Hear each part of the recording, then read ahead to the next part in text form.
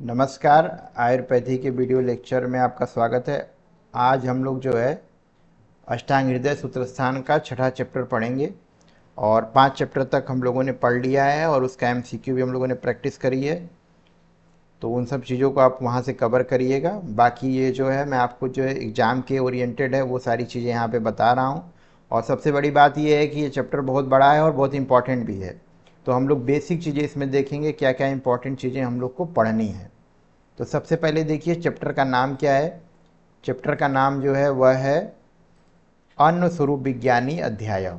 तो इसके पहले हम लोग जो पढ़े थे वो क्या था, द्रव था। तो द्रव हमने पढ़ा उसमें। उसके बाद हम लोग आप पढ़ेंगे अन्न क्या होता है। तो अन्न के बारे में थोड़ी सी निरुक्ति दिया हुआ है, तो देख लीजिए। अन्नम अद्यते इति अक्त, अन्नम भुक्ते च भुक्ते स्यात्। अन्न का अर्थ है खाया हुआ पदार्थ या जो जिसको हम लोग ग्रहण करते हैं उसको हम लोग अन्न कहते हैं। और चूंकि इसमें अब भुक्त शब्द भी दिया हुआ है कि अन्य भुक्तम च भुक्ते स्यात्, तो भुक्त शब्द का मतलब जो कुछ भी खाते हैं वो हमारे आहार में, ये अन्न वर्ग में आ सकता है। ठीक। तो अन्न स्वरूप में क्या क्या हो सकता है, देखिए रोटी है, चावल है, सब्जी, ये सारा जो चीज़ हम ग्रहण करते हैं वो अन्न स्वरूप में है। उधर हम लोगों ने दुग्ध वगैरह सारा देखा था, तो उसमें क्या था, वो सब आपका द्रव वगैरह था, तो द्रव विज्ञानी अध्याय में था। यहाँ हम लोग पढ़ेंगे अन्न के स्वरूप के बारे में। तो जनरली आप देख लीजिए जो समाज में है वह अन्न जो है आयुर्वेदिक दृष्टिकोण से जो वर्गीकरण किया गया है वो 2 प्रकार का होता है। एक सूख धान्य होता है, दूसरा क्या होता है, समी धान होता है या सिम्बी। तो सूख धान्य जो होता है जिसके आगे क्या होता है, नुकीलापन बना रहता है। तो नुकीला, इस गेहूं धान के बाली वगैरह आप देखे होंगे, तो आगे क्या होता है, नुकीला होता है, उसके अंदर जो है वह गेहूं या चावल अंदर रहता है। तो उसको सभी जिसमें सूख रहेगा, यानी शार्पनेस जहाँ रहेगी टिप पर, उसको हम लोग सूख धान्य बोलेंगे। और जहाँ पर छिलका जैसा है, जहाँ पे 2 दालें, जैसे डाइकॉट हम लोग पढ़ते थे, डाइकॉटिलीडन, उस तरह की जो भी स्थिति होगी वह क्या कहलाएगी, समीधान या सिम्बी कहलाएगी। तो चना हो गया, कुल्थी हो गया, सेम हो गया, मटर हो गया, ये सारा क्या है आपका समीधानी के अंतर्गत आता है। इसका रेफरेंस और अगर हमको देखना होगा तो चरक सूत्र 27 में दिया हुआ है, सूत्र 46 में दिया हुआ है, और अष्टांग संग्रह सूत्र 7 में भी दिया हुआ है। तो कहने का अर्थ है कि ये तो उसके क्लासिकल रेफरेंसेस हो गए अन्न के बारे में। लेकिन अभी हम लोग क्या पढ़ रहे हैं, अष्टांग हृदय का पढ़ रहे हैं। तो अष्टांग हृदय में अन्न स्वरूप विज्ञानी अध्याय छठा चैप्टर है। इसमें हम लोग देखते हैं क्या दिया हुआ है। तो सबसे पहले क्या दिया है, अथ सूख धान्य वर्ग। तो सूख धान्य वर्ग क्या होता है, यानी जो नुकीले चीज़ें होती हैं। इसमें जनरली क्या है, चावल है, गेहूं है। तो यहाँ पे वर्णन भी कहाँ से शुरू हुआ है, आप देखिए चावल से शुरू हुआ है। तो सूख धान्य वर्णन। अच्छा, ये जहाँ दिया वहाँ हमें पढ़ना कैसे है। तो पहले क्या है, शुरुआत में इन्होंने उसके जितना उस समय वैरायटी उपलब्ध होती थी उसको उन्होंने यहाँ पे मेंशन किया है। उन वैरायटीज की नाम को बताया कि इस तरह के चावल होते हैं। उसके बाद क्या बोला है कि उसमें सबसे उत्तम चावल कौन सा होता है, सबसे अधम चावल कौन सा होता है, दूसरा कैरेक्टर बताया। तीसरा उन्होंने जो मेंशन किया है आचार्य वाघभट्ट ने, कि इसके गुण क्या होते हैं, ये किस तरह से हमारे दोषों पर प्रभाव डालते हैं या हमारे शरीर पर कैसा प्रभाव डालते हैं। तो 3 कैटेगरी में हम पढ़ेंगे। पहला क्या है, इसकी वैरायटी क्या है, दूसरा जो है उत्तम अधम कौन है, तीसरे नंबर पे इस पर गुण कर्म पढ़ेंगे। तो हम लोग को ज़्यादा इंपॉर्टेंट क्या है रखना है याद करके, कि इसके गुण धर्म क्या हैं, और उत्तम कहीं बताया है तो किसको सबसे उत्तम बताया है। तो 2 चीज़ें हम याद करके रखेंगे तो हमारा ये चैप्टर तैयार होगा, और पीजी के हिसाब से उतना हमारे लिए पर्याप्त है। यूनिवर्सिटी एग्जाम में भी उतना ही लगभग आएगा। तो पहले इन्होंने देखिए क्या दिया हुआ है, वैरायटी दी हुई है। तो रक्तो महानम सकलम तूडकम सकुनाहृतम सार मुखम दीर्घ सुको रुद्र सुकम सुगंधिकम। तो ये सारा वैरायटी है। तो इसको आपको याद करने की जरूरत नहीं, बस उतना जानिए कि जैसे रक्तशाली है, महाशाली है, कलमशाली है। ये सारे क्या है, सुख धान्य के प्रकार हैं। तो मैं ऐसे पढ़ दे रहा आपके लिए, जैसे तूण है, शकुनाहृत है, सारा मुख है, दीर्घ सुख है, रुद्र सुख है, सुगंधक है। सुगंधक किसको बोला गया, इसको ध्यान रखिएगा, बासमती चावल को बोला गया है। पुंडशाली है, पांडुशाली है, पुंडरीकशाली है, प्रमोद है, गौर है, सारवी, कांचन, माही, सुखशाली, दूषकशाली, कुष्मांडशाली, लांगलशाली, लोहबाल। तो ये सारी क्या है, उस समय के उत्पन्न होने वाली सारी क्या है, ये चावल की वैरायटी है। ठीक, अनेक जातियाँ होती हैं। और भी देख लो, करदमशाली है, शीत भीरुक है, पतंग है, ये तपनी साली है। तो अन्य जो भी सालियाँ हैं उन्होंने बताया। तो ये सब जो है साली उत्तम कोट के होते हैं, यानी कि ये सब वैरायटी क्या है, अच्छे प्रकार के चावलों की वैरायटी है। अच्छा, अब मुझे याद क्या करना है, ये जो आगे वाली लाइन है क्या दिया है, ये सभी रस्में क्या होते हैं, यहाँ पे स्टार बना लीजिएगा इसको। स्वादु पाक रसा स्निग्धा वृष्या बद्ध अल्प वर्चस, ठीक, कसाय अनुरसम पथ्या लघु मुत्रला हिमा। ये इसका कैरेक्टर जिसको हमको याद करना चाहिए, ये वाला जो है इसको स्टार बना लीजिएगा, ठीक। अब क्या आता है देखिए, ये क्या होता है, स्वादु पाक रसा, यानी कि क्या होगा, मधुर में विपाक, यानी पाक होने के बाद तो विपाक में क्या होगा, मधुर होगा, स्निग्ध है, वीर्यवर्धक है, बद्ध अल्प वर्च, अल्प वर्च मतलब खाने से मल जो है थोड़ा बनता है, ठीक, बधा हुआ थोड़ा बनता है, और कसाय अनुरस, ये कुछ कुछ कसाय अनुरस वाले होते हैं, एक रस होता है जो तुरंत ग्रहण होता है, अनुरस उसके बाद में महसूस होता है, तो क्या होता है, ये सब कसाय अनुरस वाले हैं। और पथ्य हैं, सभी के लिए पथ्य हैं, और लघु है, मूत्र कारक है, इसीलिए अगर चावल वगैरह आप खाते हैं तो ज़्यादा यूरिन पास होता है, क्या है, मूत्रल होते हैं, और हिम मतलब शीतल होते हैं। तो ये कैरेक्टर आपको याद रखना है कि जो भी सूख धान्य हैं उसमें क्या है कि सबसे पहले तो विपाक में मधुर होते हैं, स्निग्ध होते हैं, वृष्य होते हैं, मल को कम बनाने वाले होते हैं, कसायन रस होता है, पथ्या है, लघु है, और मूत्रल होते हैं, ठीक। तो ये हो गए आपका ये सारा जो है सूख धान्य का वर्णन। इसके आगे देखते हैं, अब दिया है जो बता रहा था इंपॉर्टेंट, सूख जेसु वरह वर मतलब श्रेष्ठ, वरह तत्र रक्तम तृष्णा तिथोपहा, इन सभी सूख धान्यों में सबसे उत्तम क्या है, रक्तशाली, याद रखिएगा, रक्तशाली क्या है, सबसे उत्तम है, और ये क्या करता है, त्रिदोष शामक है, और तृष्णा को खत्म करने वाला है। हिम है, वैसे शीतवीर्य है, हिम है तो दही के बाद तृष्णा को कम करेगा। रक्तशाली का कैरेक्टर क्या दिया इन्होंने कि यह क्या होता है, त्रिदोष शामक होता है, तो रक्तशाली जो है सबसे श्रेष्ठ आपका सूख धान्य है, एक क्वेश्चन यही बन गया, ठीक। इसके बाद देखो इन्होंने बोला रक्तशाली की तुलना में, मतलब उसके रक्तशाली श्रेष्ठ हो गया, उसके बाद महाशाली, फिर कलमशाली, उससे भी कम जो है तूणकशाली, हीन गुण वाले होते हैं। तो एक इन्होंने आप इसमें बना सकते हैं, जैसे मान लीजिए कौन सुपीरियर है कौन जो है, तो सबसे बड़ा आपका क्या हो गया, एक नंबर पे रक्तशाली हो गया, दो नंबर पे क्या हो गया, महाशाली हो गया, तीसरे नंबर पे कलमशाली हो गया, चौथे नंबर पे तूणकशाली हो गया। तो एक सीक्वेंस अपना डेवलप कर लीजिएगा, ठीक। इसके बाद फिर आता है यवक आदि जो है शाली धान्य है, तो यवक की क्या स्थिति है, कैरेक्टर हो गया। तो यवक जो है हायनक, पामसु, बाष्प, नैसगत सभी प्रकार के शाली धान्य होते हैं। ये क्या आते हैं, स्वाद में क्या है, मधुर, उष्ण, गुरु, स्निग्ध, पाक में अम्ल, कफकारक और पित्त कारक होते हैं। जैसे रक्तशाली क्या था आपका, त्रिदोष सामक था, तो यवक क्या है, पित्त सामक, ये ज़्यादा इंपॉर्टेंट। तो यवक क्या हो जाएगा आपका, पित्त कारक हो जाएगा। यवक क्या है, पित्त को उत्पन्न करने वाला है। इसके सेवन से क्या होगा, मलमूत्र की सरलता आती है, यानी कि सृष्ट मूत्र पूरी सस्य, तो ज़्यादा मल ज़्यादा मूत्र यह बनाता है, ठीक। यह क्रमशः पूर्य से निंदित होते हैं, यानी सबसे निंदित जो है यवक, जय को सबसे खराब बताया है, उससे बढ़िया हैनक, उससे बढ़िया 500, उसके बाद वाष्प, उसके बाद नैसधक। तो ये कैरेक्टर इन्होंने सीक्वेंस बना के दिया। तो सबसे निंदित कौन है आपका, यवक हो गया, ठीक। अब देखिए फिर आया ब्रीही धान्य। ब्रीही धान्य बहुत इंपॉर्टेंट है, इसको स्टार बना लीजिए, अलग से वर्णन है। स्निग्धो ग्राही लघु स्वादु त्रिदोषघ्नम स्थिरो हिमः षष्टिको ब्रीहिषु श्रेष्ठो गौरव असित गौरत, ठीक। ब्रीही धान्यों में षष्टिक यानी कि जो साठी धान्य इसको बोलते हैं, स्निग्ध होता है, ग्राही होता है, और लघु होता है, मधुर है, और तीनों दोषों का सामक है, स्थिर है, ठीक, हिम है, ये गुड़ वाले होता है। ये ब्रीही धान्य का वर्णन हो गया। इन सभी ब्रीही धान्यों में साठी धान्य यानी षष्ठिक जो होता है वह क्या होता है, षष्ठिक ब्रीही क्या होता है, सबसे श्रेष्ठ होता है, ये अंडरलाइन कर लीजिए, ठीक। ब्रीहिषु श्रेष्ठ, ठीक। इसमें भी अब दो तरह का होता है, एक होता है आपका सफ़ेद और एक होता है हल्का काला। तो इसमें जो सफ़ेद वाला है गौरवम असितस्य, असित मतलब काला, गौरत, गौरव वाला क्या है, सबसे श्रेष्ठ, यानी कि जो सफ़ेद रंग का वाला चावल होगा, ब्रीही धान्य होगा, वो ज़्यादा श्रेष्ठ होगा, और हल्का जो काला होगा वो कम श्रेष्ठ होगा, ठीक।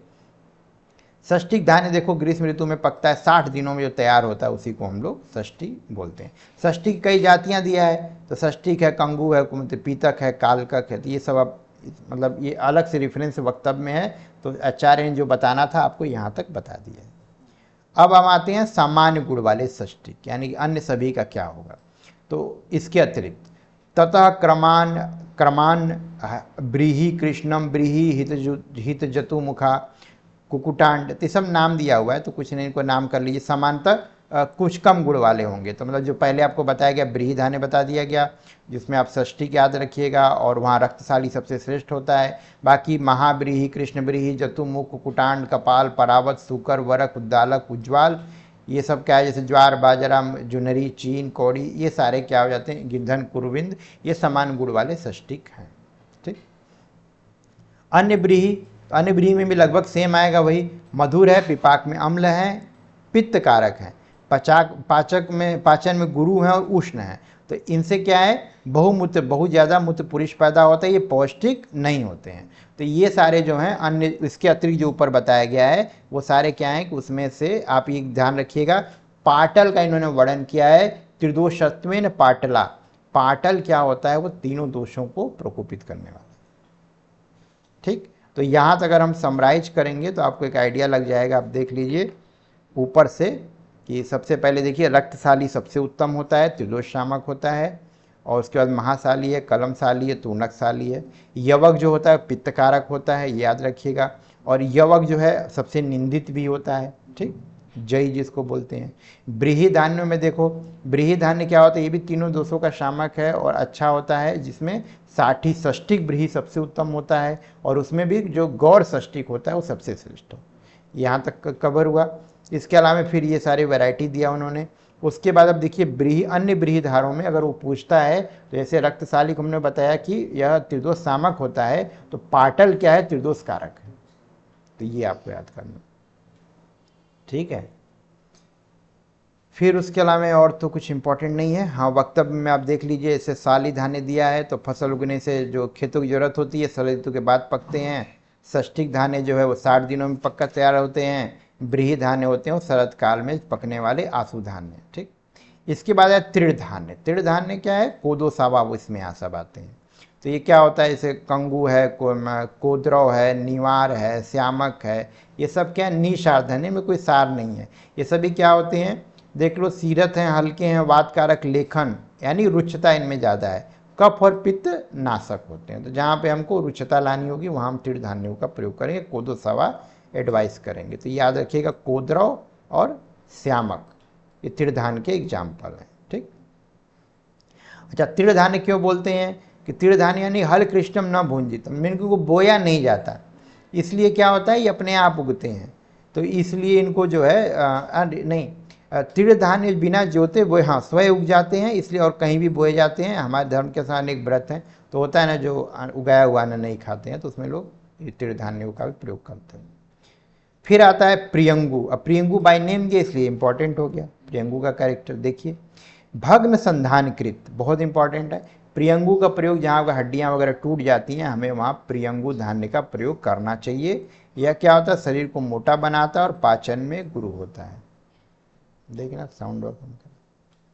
फिर क्या है अपना प्रियंगु का वर्णन देख लीजिए। प्रियंगु लाल, पीला, सफेद, वर्णभेद 4 प्रकार का होता है, और उत्तरोत्तर रुच्छ और कफ नाशक हो जाता है। ठीक है। फिर क्या आता है, कोदो धान्य। देखो, कोदो मतलब कोरदूस जिसको बोलते हैं। कोरदूसम परम ग्राही स्पर्शे शीतो विषापहा। ये क्या होता है, मल को अत्यंत बांधने वाला है। कोदो आप खा रहे हैं तो क्या होगा, मल को अत्यंत रुक्षता लाता है। ये स्पर्श में शीतल होता है, विष जनित विकारों में। याद कर लेना, कोदो कहाँ बोला गया, विषापह बोला गया, विषापहम। तो प्रियंगु जैसे भग्न संधानकृत है, टूटी हड्डियों को जोड़ने वाला है, बोन को जोड़ने वाला है, अस्थियों को जोड़ता है, उसी तरह से विषापह क्या होता है, विष जनित विकारों को नष्ट करता है। ठीक। अब आप देखिए जौ का वर्णन दिया इन्होंने। तो रुच्छम शीतो गुरु स्वादु शरो विडवाद कृद्वा वृश्यम स्थैर्य करो मूत्रम में पित्त कफाम जेत पीन श्वास का सुरुस्तंभम कंठ त्वग आयम। तो जौ का वर्णन बहुत अच्छे से दिया हुआ है, देख लीजिए। रुच्छ है, शीतल है, पचने में गुरु है, स्वाद में मधुर है, सर है, खाने से मल अधिक श्रेष्ठ मूत्रम है, श्रेष्ठ मल मूत्र यानी अधिक ज़्यादा यह वीडवात करने वाला है, यानी मल मूत्र बनाने वाला है, वात दोष को बढ़ाने वाला है।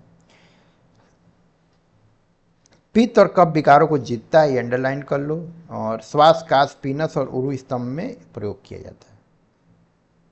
अनुयव क्या होगा, छोटा होगा, उससे गुणों में कम होगा, बहुत इंपॉर्टेंट नहीं है। अब आता है वंशज जौ, बांस से उत्पन्न होने वाले, रुक्ष उष्णो वंशजो जौ, जो बांस से उत्पन्न होने वाला जौ की आकृति के कारण इसे हम लोग जौ कहते हैं, मतलब वंशज जौ कहते हैं। खाने में रुक्ष और उष्ण वीर्य होता है। अब गोधूम आया, गोधूम में क्या है, मतलब गेहूं। तो गेहूं का गुणधर्म देखिए, ये इंपॉर्टेंट याद कर लीजिएगा। वृष्यम शीतम गुरु स्निग्धम जीवनो वात पित्ता संधानकारी मधुरम गोधूमम स्थैर्य कृत सर। तो यह क्या होगा, वृष्य होगा, शीतवीर्य होगा, गुरु होता है पाचन में, इसीलिए गेहूं का हम लोग अवॉइड करने का बोलते हैं, गेहूं मत लीजिए। स्निग्ध होता है, जीवनी शक्ति प्रदान करने वाला। और वात पित्त का नाशक होगा। ये भी क्या होता है, संधानकारी होता है। गोधूम भी क्या होता है, संधानकारी होता है। और स्वाद में मधुरता और स्थिरता देने वाला होता है, और सर होता है। ठीक है, ये रिपोर्ट दे दें। फिर आता है नंदीमुखी का वर्णन। नंदीमुखी ये भी क्या है, एक तरीके का सूखी है। देखिए, पथ्या नंदीमुखी सीता कसाय मधुरा इति लघु, ये लास्ट है आपका। नंदीमुखी यानी मुंडा गेहूं जिसको बोलते हैं, यह पथ्य होता है, शीतवीर्य होता है, कसाय और मधुर होता है, और पाचन में लघु होता है। ठीक, तो ये आपका हो गया सूख धान्य, यहाँ पे कंप्लीट हुआ। अब हम देखेंगे सिम्बी धान्य। सिम्बी धान्य मतलब जैसे मटर वगैरह, अरहर वगैरह आपने देखा है, उनको हम लोग सिम्बी बोलते हैं, दालों की बात हो रही है। तो अब पहले हम वही देखेंगे जनरली किसको सिम्बी धान्य बोलते हैं। मोदक, आड़की, मसूर आदि सिम्बी धान्य इसका नाम है। तो मूंग, अरहर और मसूर सिम्बी धान्य कहे जाते हैं। ये विबंध करने वाले होते हैं। ठीक, विबंध कृतम कसायम स्वादु संग्राही कटु पाकम हिमम लघु। यह क्या करते हैं, मल को बांधते हैं और इनका विपाक कटु होता है। यह शीतवीर्य और लघु पाकी होते हैं। प्रयोग करोगे तो क्या होगा, मेदो विकार, कफ विकार, रक्त विकार, पित्त विकारों में लेप और उपसेक के रूप में प्रयोग कर सकते हैं। यानी दाल कढ़ी के रूप में इसको किया जाता है। यानी आप उसको लेप करने के लिए, अगर मेद विकार है तो मूंग, अरहर, मसूर का उबाल करके उसका लेप कर सकते हैं, कफज विकारों में और रक्तज विकारों में भी। ठीक, ये हो गया आपका सिम्बी धान्य। तो हमें याद क्या करना है इसमें, तो सबसे पहले क्या है कि इनका स्वाद में कसाय हैं और मधुर हैं, मल को बांधने वाले हैं और कटु विपाक वाले हैं। ठीक, और जितना हम लोग पढ़ रहे थे वो सुख धान्य, वो जनरली वो मधुर विपाक के थे, और जो कुछ पित्त कारक और कफ कारक थे, और रक्तशाली त्रिदोष सामर्थ। तो ये सब आपको बार बार रिवाइज करना होगा, ऐसे ही तो धीरे धीरे याद हो जाएगा। ठीक, और बाकी अपना अष्टांग संग्रह से रेफरेंस लिया है, तो हम लोग यहाँ नहीं पढ़ रहे हैं इसको, और ऐसे जनरल जानना हो तो देख सकते हैं आप। जैसे मोठ दिया है, कृमिकारक होता है। मसूर जो होता है यह मुखमंडल की कांति को बढ़ाने वाला है, जब फेस पैक प्रयोग कर सकते हैं आप। ठीक है, लोबिया गुरु होता है, इसको मल कारक, रुच्छ और वातिकारक बोलते हैं। अब आया मूंग, मटर और राजमास। ठीक, वरो अत्र मुदगो, यानी सबसे श्रेष्ठ क्या है, मूंग श्रेष्ठ है। ठीक, अल्पचल कलायस्त्व अति वातल, यह मूंग जो है थोड़ा वातकारक है, कलाय जो है अत्यधिक वातकारक होता है। सबसे ज्यादा वात उत्पन्न करने वाला क्या है, मटर है, कलाय इसको बोलते हैं। कलाय वातकरा नाम में अग्रय प्रकरण में भी आता है, यहां भी लिखा है कलायम कलायस्तत्व अति वातल, इसको अंडरलाइन कर लो। फिर आता है राजमासम अनिल करो। राजमास जो होता है वह वातकारक होता है, रुच्छ होता है और पचने में देरी करने वाला होता है। ठीक है, और अधिकांश इसका जो है मल भाग जो है पुरीस बनाता है। ठीक, फिर आता है कुलत्थ का वर्णन। कुल्थी का वर्णन आप देखेंगे तो क्या होगा, उष्णम कुलत्था पाके अम्ला शुक्र आश्म श्वास पीनसान कासा अरसम कफ वातस्यम घनंती पित्राश्रदा परम। यह क्या होता है, कुल्थी उष्ण, कुल्थी का बहुत इंपॉर्टेंट याद रखिएगा। उष्ण होता है, पाक में अम्ल होता है, शुक्रास्मरी को बढ़ाने वाला है, श्वास, पीनस, कास, अर्स और कफ विकार और वात विकारों को नष्ट करता है, पित्त और रक्त को बढ़ाता है। इसलिए हम इसको क्या करते हैं, पित्त और रक्त में इसका अगर बीमारी है तो इसको हम लोग मना करते हैं। ठीक, ये हमको प्रयोग नहीं करना चाहिए। ठीक है, और जब किसी को अस्मरी होता है तो हम कुलत खाने को देते हैं, कुलत का पाउडर देते हैं। तो इससे हमको क्या लाभ होता है, उसको प्यास ज़्यादा लगती है, ज़्यादा पानी पीता है, तो उसमें क्या होता है, वही शुक्रास्मरी दिया है, शुक्रास्मरी में इसका प्रयोग किया जाता है, बहुत ज़्यादा कॉमन है, इसलिए इसको अंडरलाइन करके या बॉक्स बना के रख लीजिए। ठीक, शुक्रास्मरी में इसका प्रयोग करते हैं। किसी को पथरी है तो कुल्थी का दाल खाने को एडवाइस करिए, या कुल्थी का पानी पिए, या कुल्थी का पाउडर खाए। तो होगा क्या, इसमें पित्त और रक्त को बढ़ाता है, तो पित्त रक्त बढ़ता है, दाह होता है शरीर में, आदमी और ज़्यादा पानी पीता है, तो हाइड्रोथेरेपी होती है, जो स्टोन होगा वो निकल जाता है। ठीक, उसके बाद आता है सेम का वर्णन। सेम किसको बोलते हैं, निष्पाव। निष्पाव शब्द याद रखना, निष्पाव। निष्पाव क्या करता है, वात पित्त कारक होता है, दूध को बढ़ाने वाला और मूत्र को बढ़ाने वाला है। गुरुपाकी होता है, विदाही है, नेत्र विकार, शुक्र दोष, कफ विकार, शोथ विकार, विष विकार को यह नष्ट करने वाला है। तो ये श्लोक याद कर लीजिएगा, दिक्र दृक शुक्र कफ सोप विषापह, किसके लिए बोला गया, निष्पाव के लिए बोला गया, याद करके रखिए। ठीक, फिर आता है मांस का वर्णन। तो मांस भी इंपॉर्टेंट है उड़द का। देखिए, मांसम स्निग्धम बल श्लेष्म मल पित्त करह शर गुरुश्रमम अनिला स्वादु शुक्र वृद्धि विरेककृत। तो मांस क्या करता है, स्निग्ध होगा, बलवर्धक होगा, कफकारक होगा, मलवर्धक, पित्तकारक, पाचन पाचन में गुरु है, उष्ण है, वात नाशक है, स्वाद में मधुर है, शुक्र वर्धक और विरेचक है। ठीक, तो मांस का वर्णन अगर आप करते हैं या मांस के बारे में पूछा जाता है तो इतना याद रखिएगा, शुक्र वृद्धि विरेककृत, ये अंडरलाइन करके रखिएगा, याद रहे आप। ठीक, अब आगे आते हैं। हाँ, फलानि मास विद्वाद काकांडो आत्मगुप्तयो। ठीक, तो यहाँ पे आत्मगुप्ता किसका पर्याय है, कई बार का पूछा हुआ क्वेश्चन है। तो आत्मगुप्ता किसको बोलते हैं, कौच को या केवाच को बोलते हैं, तो याद रखिएगा। बाकी जो है ये सब क्या है, ये भी मांस के समान गुणधर्म वाले होते हैं। ठीक, अब आता है तिल का वर्णन। यहाँ पे तिल का वर्णन किया हुआ है, उष्ण त्वच, तिल सबसे श्रेष्ठ माना जाता है। अब देखिए किस प्रकार वर्णन किया इन्होंने, उष्णस्त्व त्वचो हिम स्पर्शे केस्यो बलस तिलो गुरु अल्पमूत्रम कटु पाके मेधा अग्नि कफ पित्तकृत। तिल क्या है, उष्णवीर्य है, त्वच बोला गया, त्वच इसलिए कि त्वचा के लिए हितकर है, और ये भी याद करिए इसको केस से भी बोला गया, यानी बालों के लिए भी हितकर है, बलवर्धक भी है, मूत्र को घटाने वाला है, विपाक में कटु है, अग्निवर्धक, कफकारक और पित्तकारक होता है। ठीक, तो दो शब्द आप याद रखिएगा, त्वच्य और केस्य, ये दोनों किसके रेफरेंस में बोला गया है, तिल के लिए बोला गया है। ठीक,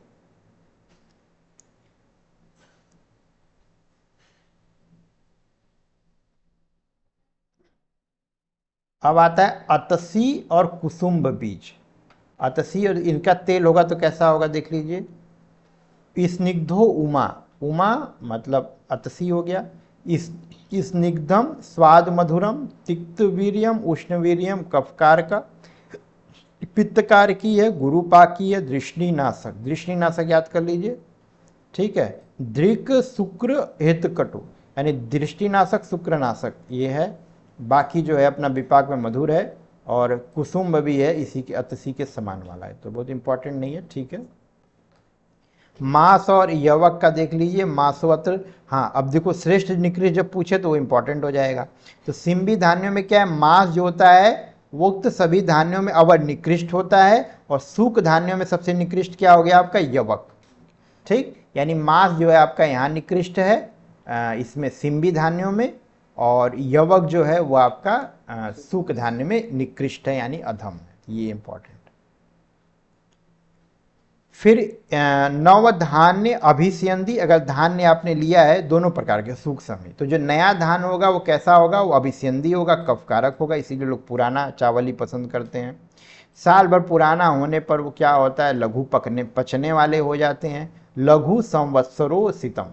ठीक, नौ धान्य अभिष्यंदी, ये दोनों शब्द याद रहना चाहिए। ठीक, शीघ्र जन्मम तथा सुप्यम निस्तूकम युक्ति भर्जितम, जो धान्य शीघ्र, जैसे साठी छिलका उतारी हुई घी तेल आदि में भुने दालें भी लघु हो जाती हैं, तो इन्होंने जो अच्छे से भर्जित कर ली जाएंगी, यानी पका ली जाएंगी, तो वो भी क्या हो जाएगा, वो ज़्यादा लघु हो जाएंगी। अब बाकी जो दिया हुआ है याद करने के लिए, तो नया क्या होगा, नया धान्य यानी सूख और संबी कोई भी हो, दलहन जो है, चाहे अपना आपका दाल हो या चावल हो या गेहूं हो, ये सारा जो है नया रहेगा, अभिसंधी होगा, 1 साल पुराना हो जाएगा तो लघु हो जाएगा। इसलिए हम लोग भी परिवार में आप देखेंगे तो 1 साल पुराना ही धान्य प्रयोग करने को कहा जाता है। ठीक, अब आता है कृतान्न वर्ग। यहाँ पे आपका ये अब धान वर्ग समाप्त हो गया, कृतान्न वर्ग पे हम आते हैं। कृतान्न वर्ग क्या होता है? कृतान्न का मतलब क्या होता है? जिसको पका दिया जाता है। तो कैसे पकाया जाएगा? तो उसमें मंड, पेया, विलेपी, ये सारे जो ओदन, ये सब क्या होते हैं? यह इन्हीं को कृतान्न बोलते हैं। अब देखिए, मंड, पेया, विलेपी, मंडपेया विलेपी ओदनस्य च लाघवम यथा पूर्वम शिवस्त्रम मंडो वात अनुलोमन, मंड वात अनुलोमक, इसको अंडरलाइन कर लीजिए। बाकी तृण ग्लानी शोधनिशिष्ट पाचनो धातु साम्यकृत, धातु साम्यकृत अंडरलाइन कर लीजिए। स्रोतो मार्दव कृतम स्वेदी संदुच्यति च अनलम, तो अग्नि को बढ़ाने वाला। अब देखिए, मंड, मंड, पेया, विलेपी, ओदन, ये चार हो गए। ये क्रमशः पूर्ववर्ती पदार्थ से लघु पाकी होते हैं, ठीक। यानी कि ओदन तक आते आते आपका धीरे धीरे जो है लघुता बढ़ती जाएगी। मंड परिचय क्या? यह शिव होगा, ठीक, यानी कि कल्याणकारी है। वात दोष का अनुलोमन करता है। तृष्णा, ग्लानि, वमन, विरेचन आदि शोधन कराने के बाद हुए बचे हुए दोषों का विनाशक है। यानी कि जो लोग वमन विरेचन करा लेते हैं उनको मंड देना चाहिए, जो दोष बच गए होंगे उनको निकालने के लिए। पाचन कारक, धातु साम्य कारक है। स्रोतों को मुलायम करता है, यानी स्रोतों में मार्दव कृष्टवेदी है और पसीना लाता है, और साथ में क्या है? जठराग्नि को बढ़ाता है। इसीलिए हम लोग वमन विरेचन के बाद मंड देने को बोलते हैं। मंड पकता कैसे है देख लीजिए। चावल में 14 गुना पानी डाल के अगर आप पकाएंगे तो उसके बाद फिर उस पानी चावल को निकाल दीजिए, जो पेय द्रव्य बचेगा उसी को हम लोग मंड या माड़ कहते हैं, ठीक। इसमें सेंधा नमक अगर मिला लेंगे तो वो दीपन पाचन हो जाएगा। दो तरह का बन सकता है मंड, यव मंड बन सकता है और लाजा मंड बन सकता है। तो ये पंचकर्म आप पढ़ेंगे तो वहाँ आपको और क्लियर होगा। पेया क्या होती है? पेया आहार द्रव्य से 14 गुना होती है, इसी को अंडरलाइन कर लीजिए आप, ठीक। विलेपी क्या होगा? ये भी आहार द्रव्य से 14 गुना पानी डाल के बनाया जाता है, ठीक। और ओदन क्या होता है? ओदन में क्या होता है? ओदन में भी 14 गुना मिला के करना है। तो लेकिन देखिए इसमें जैसे मंड में क्या होता है? केवल हम पानी देते हैं, लेकिन पेया में भी हमने क्या दिया? थोड़ा सा जो है उसमें पतला रहेगा, लेकिन क्या होगा कि जो सीठी उसका चावल उसके अंदर ही रहता है। विलेपी में क्या होगा? उसमें भी उसको मिलेगा, ओदन में भी सेम मिलेगा, लेकिन क्या है कि वह और गाढ़ा हो जाएगा, कहने का मतलब है, ठीक। तो ये सीक्वेंस बन गया मंड, पेया, विलेपी और ओदन, ठीक। अब हम देखते हैं पेया वर्णन दिया है। पेया का क्या काम है? तो पेया क्या करता है? भूख और प्यास को शांत करती है। क्षुद्ध तृष्णा, ग्लानि, दौर्बल्यम, कुच्छी रोग, ज्वरापहा, मल अनुलोपनी लोमनी, पथ्या, पेया, दीपन, पाचन। तो ये क्या करेगा? यह भूख प्यास को शांत करेगा, ग्लानि, दुर्बलता, उदर रोग और ज्वर का विनाश करेगा, पूर्वीस्याद मलों का अनुलोमन करेगा, रोगी तथा निरोग दोनों के लिए हितकर होगा, कोई भी ले सकता है, यह उत्तम दीपन पाचन है, ठीक। इसको हम क्या बोलते हैं? पेया। पेया बनेगा कैसे? ऊपर से देख लेना। आहार में द्रव्य से 14 गुना जल में पकाया जाएगा, पतला होगा और थोड़ा सा उसके अंदर चावल पड़ा रहेगा, तो उसी को हम लोग क्या बोलेंगे? यह पेया कहलाएगा। विलेपी, विलेपी क्या करता है? विलेपी में क्या होता है कि यह मल को बांधने की, यानी कि क्या होता है? ग्राही होता है, ठीक। हृदय होगा, तृष्णाग्नि होगा, दीपन करने वाला होगा, ठीक। व्रण अच्छी रोग में हम इसको दे सकते हैं। जो वमन विरेचन से दुर्बल शरीर हुआ है उसमें भी स्नेहपान करने के लिए इच्छुक व्यक्तियों के लिए यह लाभदायक होता है, ठीक। फिर क्या आता है? ओदन का वर्णन। ओदन मतलब जो हम लोग जनरली खाते हैं, जिसमें माड़ नहीं निकाला जाता है। तो चावल को भली बात धो पर के पका लीजिए, और उसका माड़ जो है पकने से जिसमें माड़ निकाल गया, अभी तो हम लोग माड़ वाला सिस्टम रखते ही नहीं है, पहले घर में महिलाएं माड़ निकालती थी। अच्छा, जो नए चावल होते हैं उससे माड़ नहीं निकाला जाता, क्योंकि उसी की वजह से वो मीठा लगता है। नया चावल थोड़ा गीला रहेगा, थोड़ा मीठा लगता है। तो ओदन क्या है? जिससे जनरली हम जो चावल पकाते हैं वही ओदन कहलाता है। जिसमें अभी गर्मी बनी हुई है, ऐसा भात जो या लघु सुपाच्य होता है, ठीक। इसमें चित्रक या सोंठ आप मिला करके काढ़ा बना लीजिए, उसमें डाल दीजिए, तो उसको अपन पकाएंगे तो वो भी क्या हो जाएगा? अत्यंत लघु हो जाएगा। इसके ऊपर अगर दूध में पकाएंगे तो वही खीर कहलाएगा। विपरीतम, विपरीतम गुरु, तो गुरु हो जाएगा। या मांस में पकाएंगे तो और भी गुरु हो जाएगा। चावलों का भात, बिना माड़ निकला हुआ भात, ये सब क्या होता है? गुरु हो जाते हैं। तो इतना बेसिक आपको ओदन का गुण हमने बता दिया, ठीक। अब संक्षिप्त निर्देश दिया है कि जैसे क्रिया द्रव्य क्रिया योग, जैसे आपने वही चावल जो था पहले लघु था, आपने मांस रस में पका लिया गुरु हो गया, आपने दूध में पका लिया गुरु हो गया। तो जैसा द्रव्य और कर्म और योग आप बनाएंगे वैसा ही आहार जो है लघुता गुरुता आदि का विचार करिए। वही चावल जो है, वही धान्य जो है 1 साल पुराना जो है वह क्या होता है, वह लघु हो जाता है, और बिल्कुल नवीन रहता है तो वह गुरु रहता है। तो ये सब क्या है, ये इसका हम लोग विचार करके आहार संस्कार एक तरीके का वैसा करके हम गुरु लघु देख सकते हैं। अच्छा, मांस रस का गुण दिया है तो इसको अंडरलाइन कर लो। ब्रिंगण होगा, प्रीडन करेगा, ब्रिज से होगा, चक्षुष से होगा, और व्रण भरने वाला होगा। ठीक, मूंग का होगा तो कैसा होगा, मौदस्तु पथ्यम शुद्धम व्रण कंठ अच्छी रोगी जाम, इसको अंडरलाइन कर लो।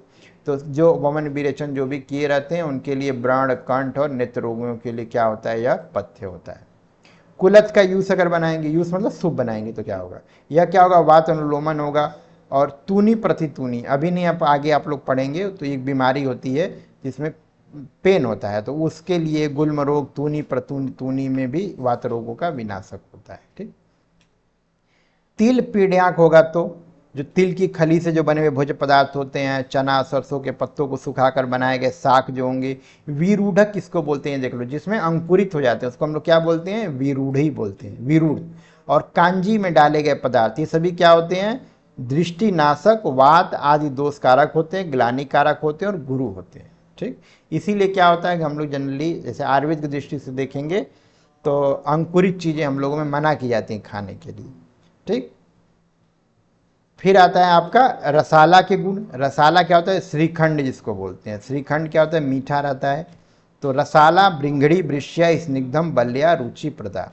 रस रक्त धातुओं को बढ़ाने वाली होगी, वीर्यवर्धक होगी, स्निग्ध होगी, बलवर्धक होगी और रुचि को बढ़ाने वाली होगी। श्रीखंड या रसाला जिसको बोलते हैं। श्रीखंड मिठाई एक तरीके की, कभी खा के देखना, मिलता है। ठीक है, आगे विधि दिया हुआ ये लो आप देख लीजिएगा। ये भीम ने इसको पहली बार बनाया था और भगवान कृष्ण को खिलाया था, तो ऐसी चर्चा है। दिया है मलाई सहित उत्तम दही को लटका दीजिए बना करके, छेना टाइप का है। ठीक, फिर उसमें दिया है दही को कपड़े से छान करके पात्र में आ जाए, तो फिर काली मिर्च, जावित्री, केसर, इलायची सब मिला करके इसी को हम लोग रसाला कहते हैं। ठीक, फिर आता है आपका पानक या शीतल गुड़। कोई शीतल पेय वगैरह होगा तो जैसे अब शरबत वगैरह है उसी को हम लोग पानक बोलते हैं। तो कैसा होता है वो, तो पानक जो होता है थकावट, भूख प्यास और मानसिक सुस्ती को हटाता है, तृप्ति कारक होता है और गुरु होता है। क्षम तृण क्लम हरम पानकम प्रीडनम गुरु विष्टम्भी मूत्रलम हृदयम यथा द्रव्यम गुणम च तथा। यह विष्टम्भ कारक, मूत्र को बाहर निकालने वाला, रुचिकर होता है और विशेष प्रकार के द्रव्यों से बनाया जाता है, और इसी प्रकार ये वैसे वैसे गुड़ वाला बन जाएगा।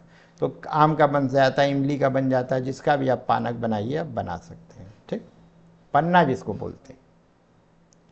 फिर आता है लाजा। लाजा क्या होता है, खील जिसको बोलते हैं, जो नागपंचमी वगैरह में धान का लावा जिसको बोलते हैं वही है, यूज होता है उसमें। लाजा तृण छर्दम अतिसार, छर्दी के लिए बहुत प्रयोग किया जाता है, इसको याद रखिएगा। वमन अतिसार प्रमेय, यहाँ वमन लिखा है लेकिन आपको छर्दी ये रखना है। प्रमेय मेदो वृद्धि कब्ज का विनाश करता है, काश व पित्त कारक पित्त विकार को नाश करता है, जठराग्नि प्रदीप्त कर देगा, लघु पाकी शीतल और शीतवीर्य होता है। ठीक, तो ये आपका हो गया लाजा का गुण। अब आता है पृथक मतलब चूड़ा, पृथुक बोलते हैं, याद रखना है चूड़ा। तो पृथका गुरुओर बल्या, पृथक क्या होगा, गुरु होगा, बल कारक होगा, कफ विष्टम्भ कारिण, कफ और विष्टम्भ कारक होगा, मल को बांधने वाला होगा। ठीक, चूड़ा जिसको आप लोग बोलते हैं। फिर आता है धाना यानी भुना हुआ चावल जो होता है, ये क्या करेगा, विष्टम्भी होगा, रुच्छ होगा, तर्पण और लेखन और गुरु होगा, ये इसका गुण होता है। तो बहुत सारे आहार द्रव्य उसका हम लोग गुण पढ़ रहे हैं, तो धीरे धीरे हमको 2-4 बार चैप्टर को पढ़ेंगे तब जाके धीरे धीरे आपको तैयार होगा। फिर आता है सत्तु वर्णन। सत्तु, अगर बहुत प्रकार के सत्तु आप लोग जानते हैं, चना का सत्तु जानते हैं, तो सत्तु से क्या लाभ होगा, जनरली देखिए क्या लाभ होगा, लघुमम लघु करने वाला होगा, छूत तीर्ण नेत्र आमे व्रणा, यानी कि भूख प्यास थकावट और नेत्र रोग और व्रण को नष्ट करने वाला। घनंती संतर्पणा, ठीक, ये क्या होता है कि इसमें ये आपको संतर्पित करने वाला होता है, आपको शक्ति देने वाला होता है। पानात सद्या ये बलप्रदा, सत्तू खाते समय बीच बीच में पानी नहीं पीना चाहिए। ठीक, न उदकम अंतिरात द्विनिसाया न केवलान, कुछ नियम दिया, इसलिए आपको ये नियम इंपॉर्टेंट याद करना चाहिए। सत्तू जब खा रहे हैं पहले नंबर बीच में पानी नहीं पीना है, दिन भर में 2 बार सत्तू का सेवन नहीं करना चाहिए, इसको रात में निशायाम न केवलान, रात में भी नहीं खाना चाहिए, इसलिए इसको याद रखना है। केवल नमक गुड़ मिलाए सत्तू में, केवल सत्तू नहीं खाना चाहिए, उसमें नमक या गुड़, मीठा या नमकीन कुछ करके खाना चाहिए। भोजन कर लेने के बाद भी सत्तू का सेवन नहीं करना चाहिए, है ना। न भुक्तवा न द्विजय, न 2 बार न खाएं, बिना भोजन अगर कर लिए उसके बाद सत्तू का न भोजन नहीं करना चाहिए। सत्तू ना आद्य अन्नम वाह, यानी कि उसको खाने के बाद जो है भोजन कर लेने बाद सत्तू का सेवन न करें, और दांतों से क्या है काट काट के चबा करके इसका सेवन नहीं करना चाहिए। मतलब ये कि इसको आप जब बनाते हैं तो आप ऐसा बनाइए कि आप इसको अवलेह जैसा जो है सीधे अपना खा जाएं पी जाएं, चबाने वाला काम इसको नहीं करना है। ठीक, अब बाकी ये हो गया। अब सत्तू का निर्माण कैसे होगा देख लीजिए। जौ चना मसूर बेर इन सबको अगर मिला देंगे तो आपको जो है ऐसा बन जाएगा। क्या सत्तू का निर्माण होता है। सत्तू आप उसको तुरंत पानी मिलाइए, नमक मिलाइए या गुड़ मिला लीजिए और पी लीजिए। फिर आता है पीड़ियाक। पीड़ियाक क्या होता है, खली को बोलते हैं। तो पीड़ियाकम ग्लानि कारक या ग्लानि करने वाला होता है, रुक्ष होता है, विष्टम्भी होगा और दृष्टि दूषण, आंख की दृष्टि खराब करने वाला है। ठीक, अब आते हैं बेसवार। बेसवार क्या होता है, वह बलवर्धक होता है। देख लो, बेसवारो गुरु स्निग्धम बल उपचय वर्धनम। तो ये बनता कैसे, ये अस्थि रहित मांस से बनता है, याद रखिए अस्थि रहित मांस। अब मुझे नहीं मालूम इसमें क्या वैरायटी होती है, तो जैसे छोटा छोटा उसमें आप मांस का टुकड़ा कर लीजिए, उसको पका लीजिए और ग्रेवी जैसा, और उसके बाद जो है पका के उसको खाने का विधान किया गया। इसी को हम लोग क्या बोलते हैं, बेसवार बोलते हैं। ठीक, अस्थि रहित मांस का टुकड़ा, कुछ सूप उप टाइप का बनता होगा। ठीक है, फिर आता है मूंग का भी बना सकते हैं, जैसे नॉनवेज वाले खा रहे हैं तो वेज वालों के लिए भी है। वो क्या है, मुदक आदि का, मुदक आदि जस्तम गुरुवम यथा द्रव्य गुणानुमा। तो मूंग और उड़द का भी बेसवार आप बना सकते हैं, और जिन घटकों द्वारा ये बनाए जाते हैं उसी के, जिसका भी बेसवार बनाए, मतलब सूप टाइप तरीके का, है ना, ग्रेवी वाला सूप बना लें। अच्छा, बेसवार का जो सिद्धसार में वर्णन है वो देख लीजिए क्या दिया हुआ है कि राज मिश्रक वर्ग में जीरा मरी सौंठ पिपली हल्दी धनिया ये सब मिला करके आपको, बेसवार के गढ़ हैं इनको मिलाना चाहिए, मसाले हैं तरीके के। अब आता है अपूप। अपूप क्या होता है देखिए, अपूप क्या है, आटे के गोले को यहाँ हम लोग अपूप बोलते हैं, अपूप बोलते हैं। तो आटा का गोला कैसे बनेगा, तो या तो लिट्टी बनता है या तो अपना आपका मालपुआ वगैरह बनते हैं, तो वैसा दिया हुआ है। देखिए, ककुलम, कुकुल, कुकुल मतलब आग, भूसे की आग। करपम भ्राष्ट, यानी कि जो है खरपर, टूटा हुआ घड़ा का टुकड़ा जो है, उसमें अंगार विपाचितम, उसमें अग्नि जला करके उस जला दीजिए। एक योनि, एक योनि मतलब जैसे गेहूं का आटा है तो उसी का, या मूंग का है तो उसका, मतलब जिसका आप बना रहे हैं, जौ का है तो उसका, तो एक ही तरह, जैसे गेहूं का आटा लिया, अब उसी का हमने क्या बनाया, लघुनीय अपूपम उत्तरोत्तरम। अब क्या किया हमने, गेहूं आज किसी एक जाति का आटा को लेकर के, जो जो आटा के अपूप उत्तरोत्तर हल्के होते हैं, उसका आप बनाएंगे तो वो बन जाए। तो बना क्या रहे एक्चुअली में, अब यही समझ में आ रहा है कि जो वर्णन किया हुआ है ये बाटी जैसे बनता है, कि आप आग जलाइए, उसमें एक ही जाति का गोला बनेगा, नहीं आटे का ही गोला बनेगा, गेहूं का आटा आपने गोला बनाया तो उसको आप उसमें डाल के पका लेंगे, तो उसी को हम लोग अपूप बोलते हैं। ठीक, ये याद रखिएगा। बाकी यहाँ तक मैं आपको पढ़ा दिया हूँ। ये कृतान वर्ग का अंदर आ गया। कृतान वर्ग में क्या है, पकाए हुए अन्नों को वर्ग, जिसमें सुसंस्कृत किया जाता है, जिसमें हमने पकाया है कुछ, तो मसाले आज के पका लिए, तो ये सारी चीज़ें क्या होती हैं, आपका कृतान वर्ग के अंतर्गत आता है। अब हम आगे अब पढ़ेंगे नेक्स्ट लेक्चर में मांस वर्ग। ठीक, तो मांस वर्ग से स्टार्ट करेंगे। यहाँ तक का जो आपको बताया हूँ, जो तरीका बताऊँ वही है कि सबसे पहले वैरायटी पे ध्यान देना है, उत्कृष्ट निकृष्ट पे ध्यान देना है, और उसके गुण धर्म पे ध्यान देना है। ठीक, तो यहाँ पे मैं समाप्त कर रहा हूँ, और आगे जो है आगे के लेक्चर में हम लोग इसके आगे स्टार्ट करेंगे नेक्स्ट लेक्चर में। Thank you.